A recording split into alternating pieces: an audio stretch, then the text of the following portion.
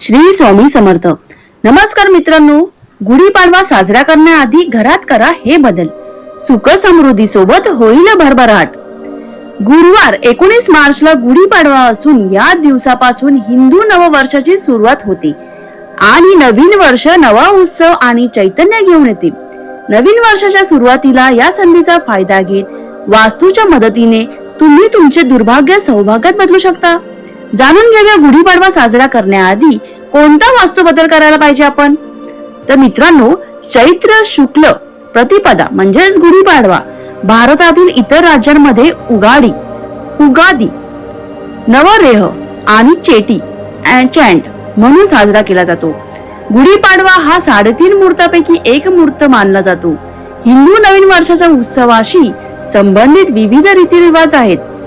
तर गुढीपाडवा साजरा करण्याआधी घरात हे काही बदल केल्यास सुख समृद्धी धनप्राप्ती होईल. घरात सकारात्मक ऊर्जा संचारेल. तर देवघर ईशान्य दिशेलाच असावे, कारण ईश्वरीय शक्ती ईशान्य कोपऱ्यातून प्रवेश करते आणि नैऋत्य म्हणजे पश्चिम दक्षिण कोपऱ्यातून बाहेर जाते अशी मान्यता असल्याचे सांगितले जाते. देवघरामध्ये देवघर अशा ठिकाणी असावे जिथे दिवसभरात काही वेळ तरी सूर्यप्रकाश येईल. गुढीपाडव्याच्या या खास निमित्ताने घरात सकारात्मक ऊर्जा वाढवण्याकरता देवाला ताजी फुले वाहावीत. त्याआधी देवाची तुटलेली फ्रेम, खंडित मूर्ती, निर्माल्य वाहत्या पाण्यात वाहू द्यायचं आहे. तर मित्रांनो, देवघरात स्वस्तिक, कलश, ओम चे चिन्ह लावा. देवघरातल्या देवांचे जुने वस्त्र बदलून त्यांनाही नवीन वस्त्र परिधान करा. तसेच आपल्या घरात असलेली तुटलेली घंटी असेल, थोडीशी तार वगैरे वाकडी असेल, तुटलेली असेल तर ती काढून टाका आणि नवीन घ्या. घराचे सुशोभीकरण म्हणजे काय, तर आपल्या घरात नकारात्मक ऊर्जा टाळण्यासाठी आपल्या घराला नवीन रंगात रंगवा. हे शक्य नसल्यास घरातील कुठलीही तुटलेली फुटलेली वस्तू किंवा घरातील अडचणीचा सामान हे घराबाहेर टाका.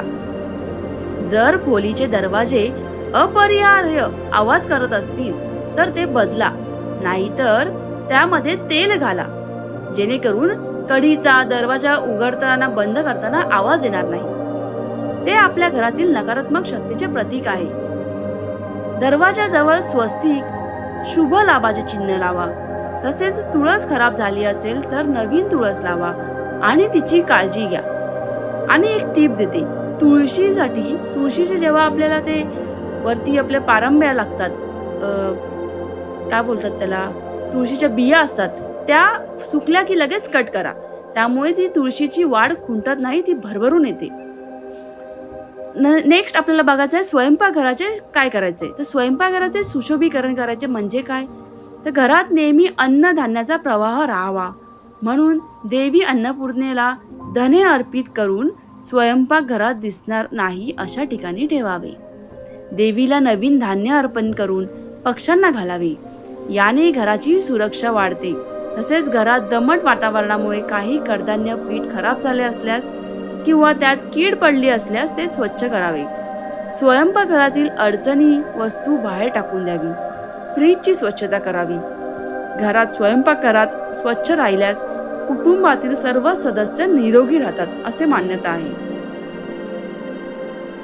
नंतर घर स्वच्छ आणि साफ ठेवायचं म्हणजे सूर्योदय आणि सूर्यास्ताच्या आधी घरातील केर काढून घर स्वच्छ करायचं आहे. या दिवशी तुमचे घर स्वच्छ राहिल्यास घरात सकारात्मक ऊर्जा प्रवेश करणार आहे. आपल्या घरातील सकारात्मक ऊर्जा आकर्षित करण्यासाठी घराच्या स्वच्छतेसाठी जाडं मिठाचा वापर करू शकता.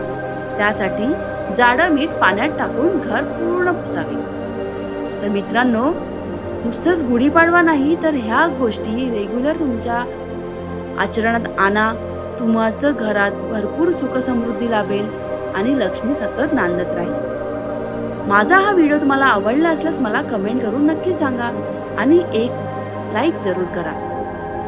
तर असेच व्हिडिओ तुमच्या मित्रपरिवारांना, तुमच्या फॅमिलीमध्ये त्यांना तुम्ही शेअर करून आनंद घेऊ शकता. श्री स्वामी समर्थ.